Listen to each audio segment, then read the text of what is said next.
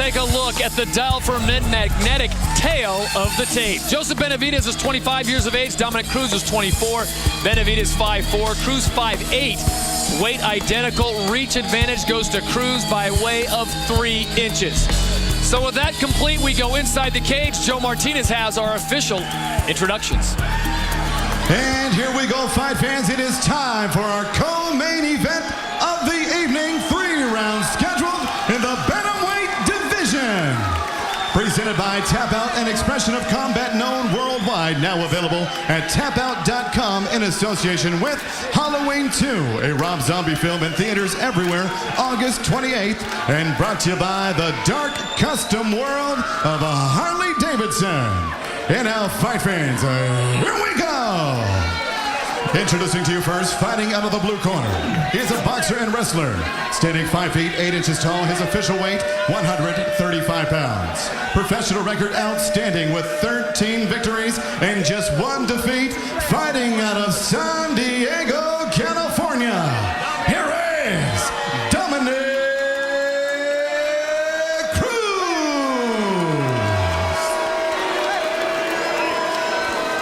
Next, his opponent across the cage, fighting out of the red corner, a freestyle fighter.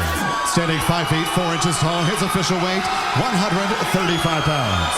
Professional record, perfect entering the cage, 10 victories in 10 tries, fighting out of Sacramento, California.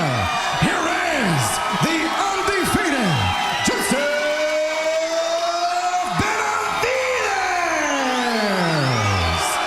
Referee in charge of the action, Steve Mazzagatti. Right, gentlemen, this will be a clean and fair fight. You need to obey my commands, protect yourself at all times. Now hook them up. This is the co-main event, the Bantamweight division. Joseph Benavidez taking on Dominick Cruz. We are scheduled for 3 rounds live here in Las Vegas. All right, gentlemen, now bring it on, come on.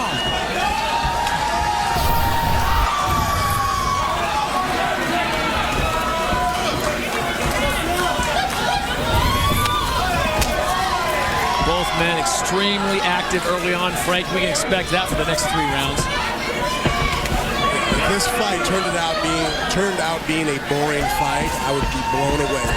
Neither one of these individuals, I think, is even capable of fighting in anything but an extremely exciting, fast-paced fight.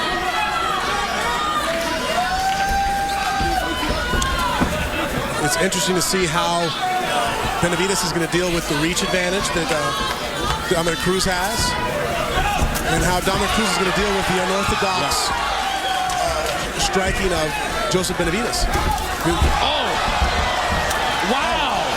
Dominick Cruz took him to the mat, but did not seem to pounce. Just kind of it was kind of difficult there because Joseph Benavidez, even though he did get, he got taken down there with the shot. Up fast. He pivoted across his shoulders, completely did a 360 and came up to his feet. He's a very hard individual to really get a beat on.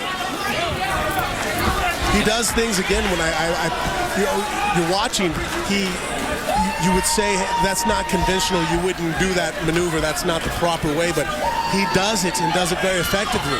He switches stances mid-strikes, which a lot of gyms tell you, no, that's not the right way to do it, but he's a top level fighter that Benavidez brings. You can't ever say this guy's doing anything wrong. It's hard to argue against it. Here, he went to the guillotine attempt there, gave Dominick Cruz an easy top position. And an interesting twist of fate, as you pointed out, Dominick Cruz dropping down from the featherweight division, the 145s, to fight in the 135s here in the bantamweights. His one loss came by way of Uriah Faber when he was fighting in the featherweight division, and Joseph Benavidez trains with Uriah Faber. So I'm sure Benavidez is well scouted on what Dominick Cruz can do. Look at that. Guillotine. Does he have a good enough grip in there? Cruz recognizing it. Well, the good thing about that, even though the guillotine itself might not have finished Dominick Cruz, that got him off his back. You gotta love the pace that the bantamweights bring here in the WEC.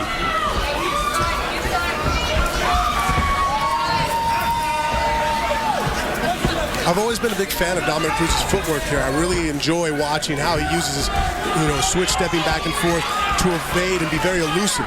He comes back, and not only is he able to avoid you, but he's very dangerous on the counter back on the angles. Benavidez connects on a short left. Ooh, nice knee.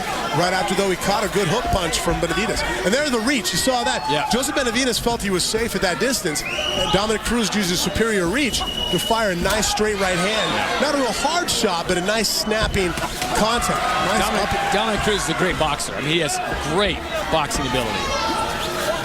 Both these guys' hands are extremely fast. The only disadvantage that really Joseph Benavidez has is just the physical one of the height. And not that it's necessarily a disadvantage, it's an obstacle. There's different pros and cons to everything. Obviously, in a wrestling match, a lower center of gravity is helpful. Wow. Again, the takedowns, I thought Dominick Cruz would have a much more difficult time taking down Joseph Benavidez. He's obviously not holding him down, but just the takedown itself, actually, that impresses me. Well, you'd have to give the wrestling nod to Joseph Benavidez as a state wrestling champion. Dominick Cruz more of the boxer, but very good conditioning by both men. Wow. Look at this. That was using his height. Did a great body lock. Look how hard those, Joseph Benavidez he gave him his back. Yeah, but I don't think he's going to be in that position now. Wow. That was awesome. Look at this. What a scramble. He did, like you said, you're not supposed to give up your back, but right there, he was getting mounted, he gave up his back, and he used it to get out of that position, and now he has Dominick Cruz pushed up against the cage. You made a good point, Frank, earlier about even if that guillotine doesn't work for Benavidez, Cruz's head is down, and Benavidez recognizes to bring a knee up. Just lets him know that it's either going to be the guillotine or a knee, so get ready. And also, again, from the bottom, you guillotine somebody or you attack from the bottom, Dominick Cruz has to back out of that attack, and so he gives up the top position.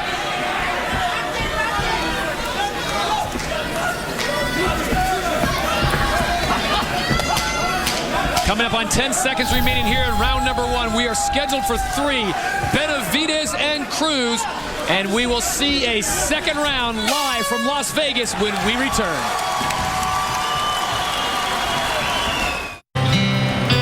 Would you one time let me be myself so I can shine with my own light? Let me be myself. Please, would you one time let me be myself so I can shine with my own light? Let me be myself for a while, if you don't mind. Let me be. At Polaris, we've always been about giving you the best. From the largest, most award-winning line of ATVs and side-by-sides to the best closeout deals of the year. Up to $1,000 in rebates, plus payments as low as $59 per month, plus now Polaris Payment Protection. The only plan that makes your payments at no extra cost to you on your Ranger, Sportsman, and Razor. Stop into your local Polaris dealer and ask about our payment protection plan. Plus, up to $1,000 in rebates, plus payments as low as $59 per month. It's time to ride on. Back in Las Vegas, action from round number 1. It came quick. That body lock to a takedown right to the mount. That's textbook correct.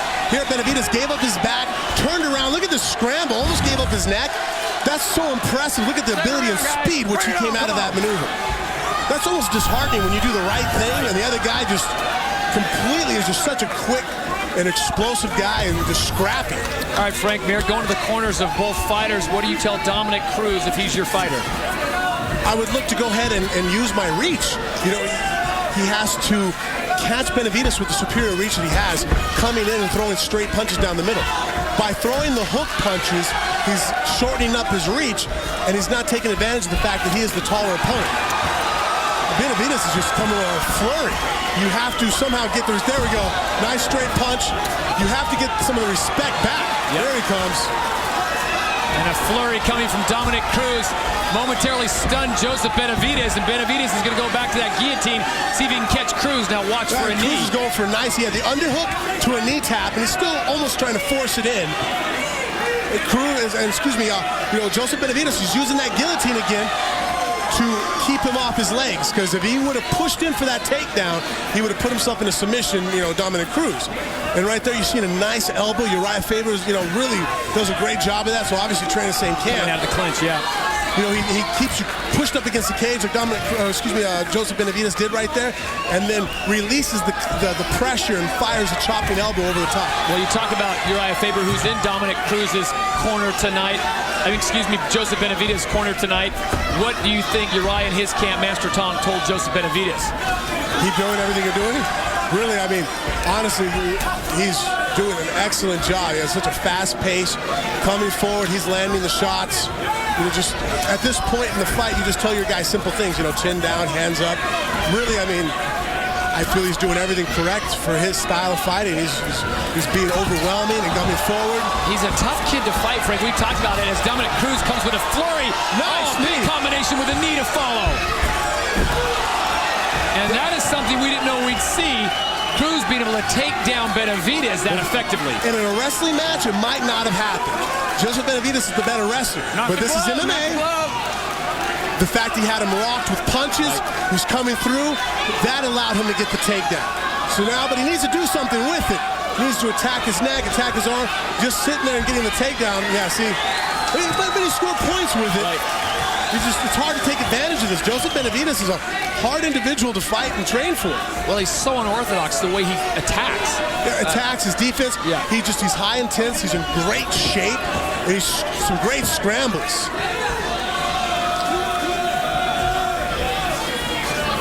Though I think that Joseph Benavidez, he caught him with a hook though there. Benavidez now with a single, trying to do something with Dominick Cruz, trying to neutralize that reach and height advantage. I think he's holding on the leg there. He might have got caught. I mean, it was hard to tell from this angle. Right. But after that back knuckle, the spinning back knuckle, it looked like Dominick Cruz faded back and caught him with a hook shot as he was coming forward with the knee. I'd have to see it on a replay. His back was to me, but I swear I saw him get caught with a right hook. And that might be why he held on to that single, not so much to get a takedown, but to get a breather. Benavidez in the white trunks, Dominick Cruz in the red. And Cruz doing a little Benavidez there, changing angles, coming at him a little unorthodox. Yeah, Cruz is starting to sway and do better on the stand-up, I think, taking over the fight in that aspect. The shots that he's landing, Dominick Cruz, seem to affect Joseph Benavidez more than the shots that Joseph Benavidez is landing. Wow, that was some slick. Yeah, he's quick. Both these guys are, isn't he? That's why we got to get replay. The shots I think that I'm seeing, I'm like, I don't know. I'm going to rewind this. Love the pace of the bantamweights as we are under 1 minute to go here in round number 2. This one's scheduled for 3. A lot of pressure on both fighters, not only Frank to get this victory, but this is a very crowded division here at the WEC. And sitting atop the throne is Miguel Torres. Again, you're right. Winning is not enough anymore. The spinning back elbow. He was so close in proximity to Cruz. I think that's what he's been trying to set up a lot. He did that a little bit earlier, but it seems like he looks like he fakes the shot, lowers his stance, maybe to get you to lull you into dropping your hands. Wow, nice takedown by Dominick Cruz. Dominick Cruz is wrestling, you know, that's great how he's using his striking and wrestling and tying it together to get these takedowns on Joseph Benavidez. A lot of people did not think that he was going to be able to take Joseph Benavidez down like this. We'll see round 3 when we return. Quite simply a flurry of action, Frank Mir, in round number 2. Dominick Cruz used his head movement to get out of the way, and as soon as Joseph Benavidez made a mistake, you see a flurry of punches, that knee, and then here he goes with the underhook, right from striking right into the takedown. There's a great display of offense in MMA there. Come on. This is it, the 3rd and final round in the bantamweight division. Dominick Cruz in the red trunks, Joseph Benavidez in the white trunks. You know, it really looks like, you know, early on, you know, the first round, I really felt that Joseph Benavidez' superior, you know, speed and footwork coming forward was doing very well for him. But Dominick Cruz, I feel, is taking over this fight in the 2nd round, landing shots that look like they're doing the most damage out of the 2 fighters here. Wow, 2 just great fighters. And with the takedowns, I have to give, you know, right now Dominick Cruz is coming into this. This round really, I think, is going to determine who's winning this fight.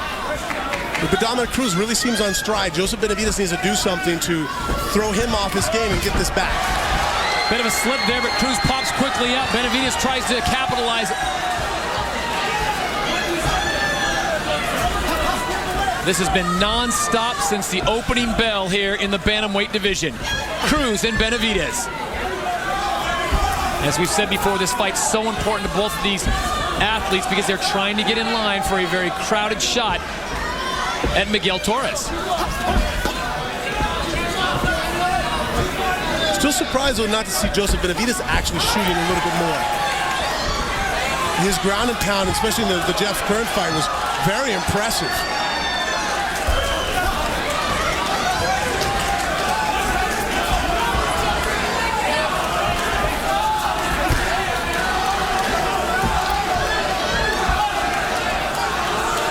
I'd like to see, at this stage of the game still, it seems that Dominick Cruz would do well to go ahead and fire off straight jabs. I mean, use that reach advantage. He uses long punches. Wow, big kick, timed perfectly by Dominick Cruz. That leg kick completely took the left leg of Joseph Benavidez away.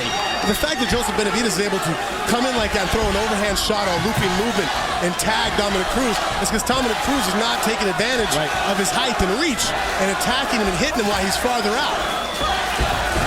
Again, nice knee tap with the underhook. Very effective takedown for him tonight.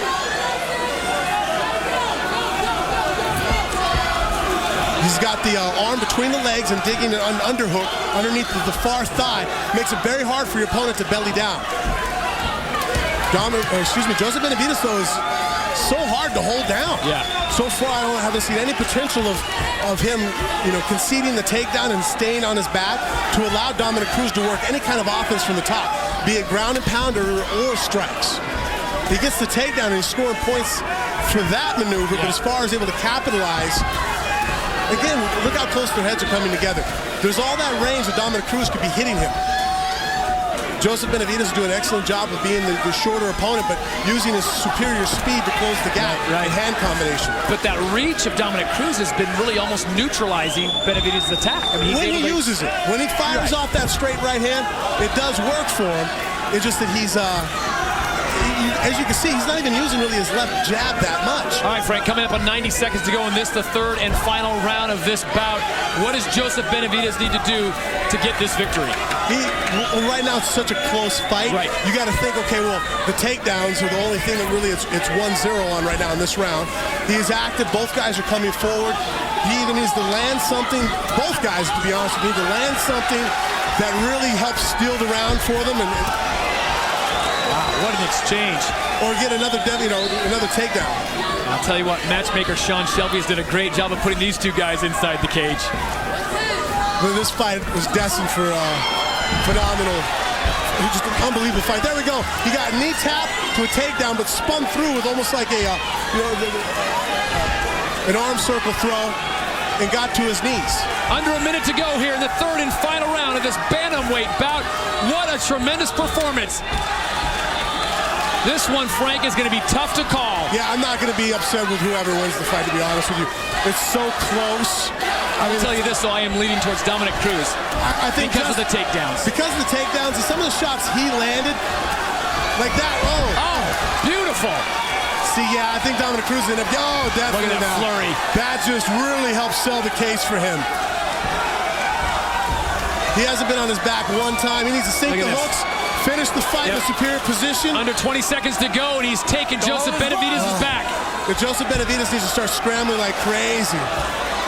Look how hard he is to get a hold of him. I mean, Dominick Cruz, flattening him out. This is what it takes to get a title shot right here. And the fans in Vegas appreciate the battle we just saw in the bantamweight division. That's Dominick Cruz and Joseph Benavidez putting on a show. When we come back, we will get the official decision when we return live here on Versus.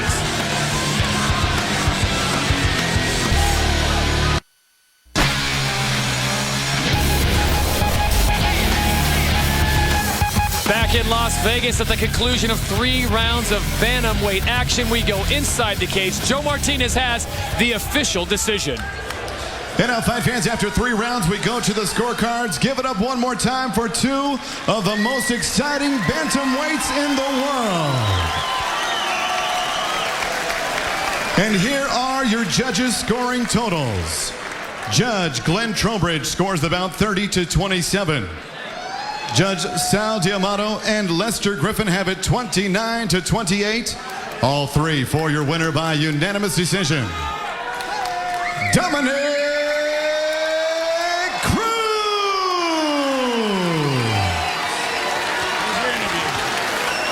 I think the smile says it all, Dominic. Certainly you gave the crowd what they were looking for along with Joseph, but simple question. Are you now the #1 contender in the bantamweight division? You tell me, guys. You think I'm the #1 contender? What's going on? I think that was a pretty good reception. Here's a tougher question for you, though. You're about to watch Miguel Torres make his 4th title defense. Let's say you get a shot at him months from now. How are you and your camp going to try to pick apart somebody that hasn't been able to be beat in 17 fights? The same way I've been doing it every fight. I just look for his strengths, stay away from him, and put him where he's uncomfortable. That's what I've been doing to everybody I've fought so far, and it's worked thus far. I'm always in good shape, so I'm always ready to go nonstop. Nonstop pace tonight, and you showed it again. Congratulations. Dominick Cruz, your winner. Wednesday, September 2nd, Versus is back in the cage for a World Extreme Cagefighting Interim Lightweight Championship.